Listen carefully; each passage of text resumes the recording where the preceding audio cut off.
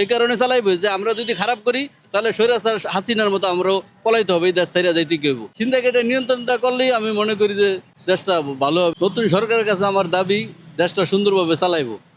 আর সরকার যখন যে কোনো একটা সরকার ভোটের সরকার আসবে, অবশ্যই দেশ যে সরকার আসবে সরকারের কথা মতো সমস্ত প্রশাসন বা সমস্ত লোকে শুনবো। এখন ইউনূস স্যারের কথা দাদা প্রশাসনও শোনে না এবং পাবলিকও শোনে না। সেই কারণে দেশে ছিনতাইকারী বেশি, কেউর কথা কেউ শোনে না, যে যেমনে পারে হে এমনি চলে। আর যখন নির্বাচিত একটা ভোটের সরকার আসবে তখন সে চাইবে যে দেশটা সুন্দরভাবে চালানোর জন্য। এই দেশে দেখা যায় আমি মনে করি যে বড় দুইটা দল, আওয়ামী লীগ ছিল আগে, আওয়ামী লীগ এখন নাই, আওয়ামী লীগ স্বৈরাচার।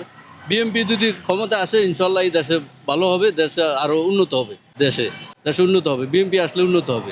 এনসিপি কিছুদিনে দেখা যায় আপনার আসছে, আর এনসিপিরা দেখা যায় আপনার অনেক ছাত্ররা আজকে অনেক হাজার হাজার কোটি টাকার মালিক হয়ে গেছে। তাহলে আমরা কার কাছে দেশটা নিরাপদ মনে করব? বিএনপি দেখা যায় 16-17 বছর ধরে অনেক লাঞ্ছিত নির্যাতিত।